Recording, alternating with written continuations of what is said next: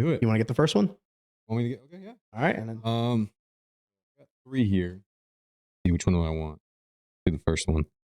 What is too much? So we kind of went over this one in our last episode. There's kind of a touch up then. What is too much? The balance between training and recovery. ooh, Probably had a similar one. Yeah. I have this. I have the same one. Let me see who sent that question. That one was actually my dad. I reached out to my dad and asked him when I was playing, looking back now, what would be a question you'd have? And he did give me a second one, but it kind of ties into it. So I'm going to put this one out with it. How much to train? And then to be more specific, how much in the off season should I actually be training? And how competitive should I still be in the off season? Great question. I'm going to Eric Anguiano asked this question. Same as his wording was a little different. How much rest and recovery time do my kids need? My daughters do a mix of karate and soccer 5 days a week. So they only have 2 days of rest. Typically on these days, they still want to practice. I would think rest is important, but I don't want to push them too much. Yep. The ages of my kids are 7, 9, and 10. So rest and recovery is the question. And the answer, it depends. It depends. The answer always depends. So you have to, number one is like, who is the person? You know, Eric asked about his 7, 9, and 10-year-old. Well, versus a 16, 17-year-old who's playing travel ball or, you know, so rest is different for everybody. So I always like to break down recovery into 2 categories. Physical recovery. I'm exhausted. I'm sore. I'm banged up. I'm beat up. I'm hurting. I'm sore. My body's inflamed. Yeah. Mental. I'm burnt out. I'm not having fun. I'm not in it anymore. It doesn't feel enjoyable. Yeah.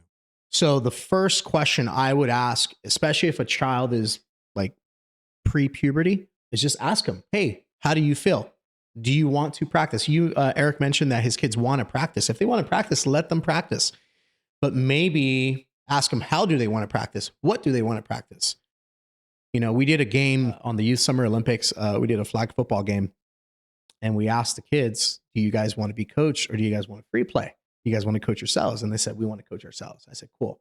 And this is at the end of like an hour, 90 minutes of activity, right? Yeah. They were sprinting and now they're playing flag football. They all look tired. And then all of a sudden they're like not tired anymore. So I know a lot of times with like even my own kids, Jackson specifically, my oldest, shoulders are down. I'm just so tired. I'm just so tired. And, you know, you just got done with the game, rock climbing or something, right? Yeah. One of the neighbors knocks on the door. Hey, we're all outside playing hockey. All of a sudden, he has that quick charge battery. Yeah. And he's not tired anymore. And I would say, Jackson, I thought you said you were tired. You want to go rest? He goes, no. So by him saying he was tired, was that physical or was that mental? Mental. It was mental. He was bored. He didn't want to do it anymore. But then the idea of playing with his friends, he was all about it. So when I'm assessing recovery, we got to find out what type of recovery they need. And the easiest way to do this, if you're a parent, just communicate with your kids. Ask them, hey, what do you want to do? Do you want to play outside or do you want to go rock climbing? Do you want to go to a local park? Do you want to, what do you want to do? Yeah. And because I know she said her kids were doing karate and something else like 5-6 times a week. It could be even just ask them what they have, like, how are you physically feeling and how are you mentally feeling for today? Are you capable to do today's session or do you need and just kind of communicate with it? Because I remember an athlete as myself who went through the mental burnout of sports. The biggest thing was actually for me, no, it wasn't the burnout of consistently doing it. It was more so actually the burnout of too much competition. Yeah. And not enough fun. But yeah, just being asked and saying like, yeah, actually I need the time off. I need the break. I need to relax. Give me some stuff. And my mom was pretty open with it, even with school. The point where sometimes the school would get honest about missing too much, but it was because I needed it. I was just so burnt out. I needed the break, and it actually did help out a lot with my mom being cool with that. So as a parent, yeah, just ask and be understanding to it and understand. And if you have that child who goes, I have one of those kids who go, I don't know. Yeah. I don't know. I'm just tired. Make suggestions. So give them two options. Like, hey, I was thinking about, maybe we can go to the beach. And because I remember my son was rock climbing a lot, right? And he was so tired from it. And I made a suggestion. This was in Orange County. I forget the name of the location. I think it's in San Clemente. There's a like a cove where it's very famous. You can go rock climb. And I was like, Jackson, do you want to go to the beach? And like, we can hang out in the water, surf, and then we can go try some rock climbing outdoor. He thought about it. He goes, oh yeah. He goes, I can do that. And he was excited. And then we rock climbed for maybe 45 minutes, but we were at the beach for like 5 hours. Yeah. He was doing his thing, like kids play out, in the ocean. He goes, Dad, can we go back and try it again? So we ended up doing another rock climbing session. This was all in the same day. So all he needed was a change of scenery, and he needed to feel like he was in control a little bit. So I gave the idea, and I said, hey, I had this idea. Let me know what you think. Does this sound fun? Yeah. Using keywords like fun. And he loved it. Actually a really cool perspective you put on it that I don't think I've ever really thought of before, making it the choice of the kid. Because yeah, as a kid, remembering now, it's like when you were told, go do your chores, you're like, oh, I don't want to do my chores. But if it came up in my head, like as a kid, I want to do my chores, like I need to get them done, I'd go and do them. And then, that little, I'm about to go grab the broom. And then your dad goes, make sure to get your chores done today. And I'm like, I don't want to do my chores anymore. Because now it's not choice anymore. You feel like you're being forced to have to do it. So yeah, that's actually a really cool perspective to kind of look at that. Now we have the physical side. And this is really important. So I'm probably going to go more like 13 plus, because the competition and the training is going to be a lot more aggressive, and body gets broken down, inflammation. How much self-care are they doing? How much mobility are they doing? How much low effort activity are they doing? Because neurologically, we don't have an unlimited supply of energy, right? And if you take the average kid, let's say a 13-year-old, 14, 15, 17, they go to practice and they're there for hours, right? And then after practice, the coach is like, we got weight room. So now they're going hard. Yeah. And after that, they go do a hitting lesson. The downside of all of that is each coach has their own agenda, right? They don't care that you have speed afterwards. They don't care that you just did strength training. They have their blueprint, they have their agenda, and they say, today, this is what we're doing because this is what I decided that we're supposed to do. So as a parent, it's very important that we recognize that. And if we have to pull back, not in general, but maybe for the day, or just communicate with that coach, say, hey, my kid just did this. I'm real big on that. I ask parents all the time, because I know these kids have chaotic schedules, right? Yeah. And I ask them all the time, like, how was your tournament? How was practice? How are you feeling on a scale of 1 to 10? 10 is you can go play right now. 1 is you feel like crashing. And just during the introduction of the session, like in the first 5 minutes, you can find out a lot of good information. And then what I like to do is I like to auto-regulate the session. I make an audible, right? I do that. And then I'm like, oh, wow, we're going to do max effort sprints, but you know what? They're feeling tight. And one of the kids was complaining about his elbow. So I was like, all right, cool. We're going to open up your elbow, open up your back, and then I'm going to rebuild them up. So if it's physical, communication will solve that problem. And just asking a lot of questions. Now, a lot of people are not going to like this. I talked about how a lot of coaches have their own agenda. If you communicate with the coach, and let's say he gives you like a very like blunt, like, I don't know, that's not the right word, like a very generic answer, like, oh yeah, and then he continues to do the same thing, then it's time to remove your child from that environment. So not every coach is the best for everyone, right? I'm not the perfect coach. you know, but for someone else, they might be like, Coach Henry's the best. And someone else might be like, I don't like his style. It doesn't click with me. Whatever. That's cool.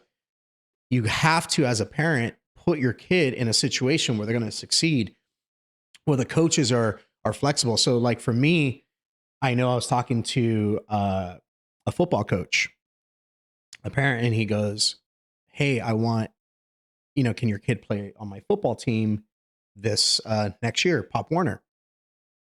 And I'm just like, it overlaps with hockey and there's other things going on. And I told him, I said, that's fine, but just understand, like, they're going to miss practices. They're not going to miss a game for a practice. Yeah. So if there's a game, the game's going to be the trump card. We might have to miss a tournament. I don't know. And are you okay with that? Yeah. A coach that doesn't auto-regulate to the kid's specific needs can be a scary coach, because you just got done doing a hardcore practice maybe with your team. They got super intense in sprints and all these different things. And then you're going out and now he wants you to hit the bat as hard as possible. Yeah. Or hit the ball with the bat as hard as possible. And then you're just over fatiguing yourself. And now if you're communicating with him and he's like, okay, keep hitting it hard though. Because he got the old school mentality. Some people, I don't know. A lot of old school mentality. I don't know about nowadays, at least I haven't been in the game as much with that. But when I was working, there's a lot of old school mentality of push. But then you look back now, you're like, I shouldn't have pushed. That's why I got injured. It was because I over fatigued myself and overdid it. Now, if you're an athlete, and let's say, because as an athlete, you don't have like control over the session, right? You don't have control over the practice. If you ever feel like, and this is what I teach my boys and girls, if you ever feel like you're in a practice, a training session, whatever, weight room, and it feels like it's a little too much, and you're obviously not going to be like, hey coach, I'm good. I'm going to go do my own thing. You can't do that, right? So this is what you do. If you're an athlete, you change the intention in how you do the thing that you're doing. So last week I talked about how there's 3 different modes. We have training mode, we have practice/learning mode, and we have competition mode.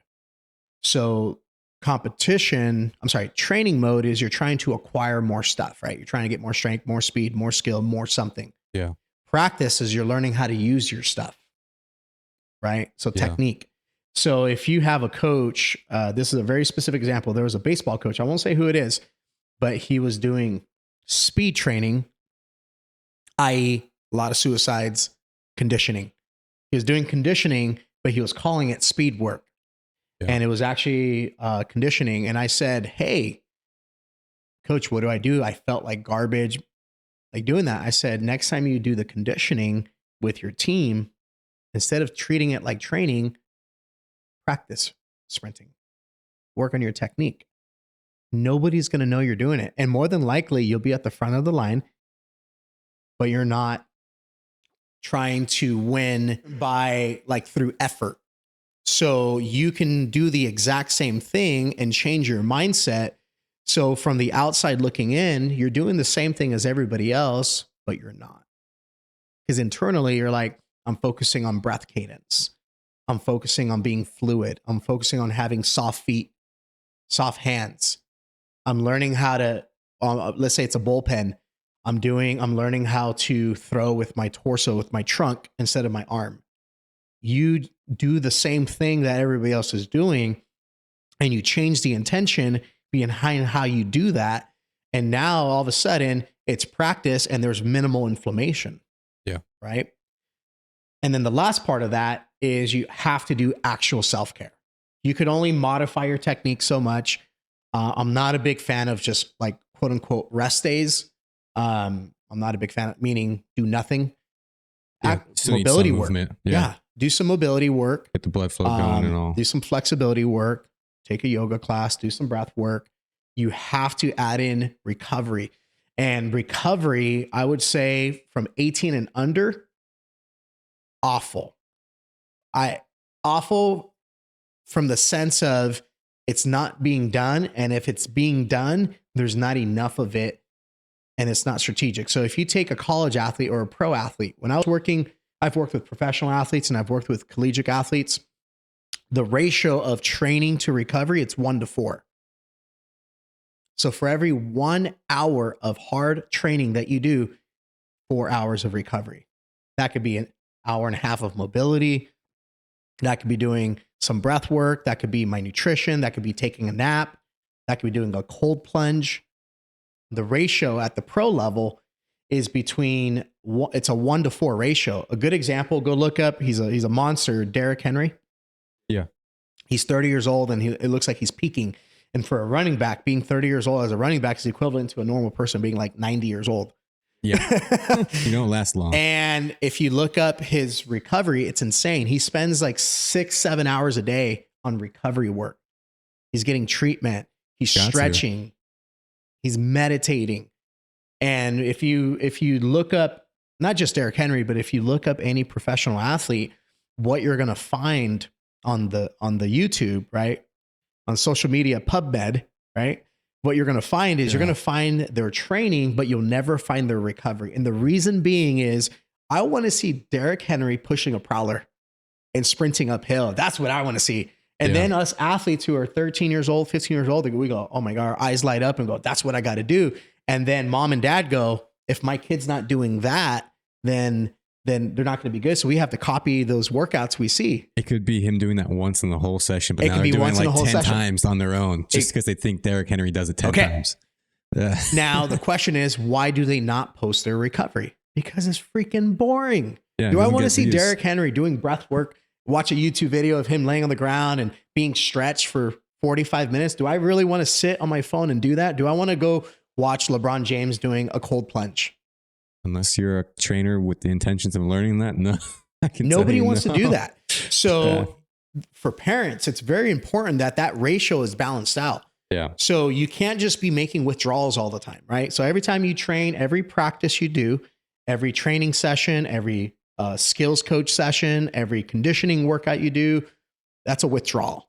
Yeah. You have to make deposits. So with recovery, that's the deposit side of it. So if you want to minimize injuries, or maybe your kid's injured all the time, or maybe you're injured all the time, ask yourself, what's my ratio? And more than likely, you're not going to like the answer. You're going to think about it and you're going to go, ooh, I don't spend any time. I never stretch. I never do mobility. I never do a cold plunge. My diet's terrible.